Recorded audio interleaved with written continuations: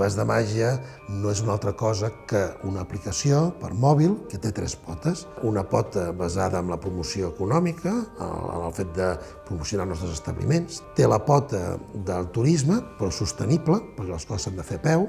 I té la pota educativa i cultural, d'explicar el nostre món rural i explicar la nostra història i la nostra cultura.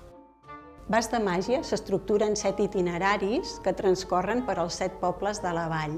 En cadascun dels itineraris hem d'anar resolent un seguit de preguntes per tal d'obtenir unes recompenses i uns premis. Obtindrem la resposta observant en el nostre entorn i també hi ha diferents mecàniques, com ara compartir imatges en xarxes socials o buscar en cadascun dels itineraris objectes que estan amagats en algun indret de la vall.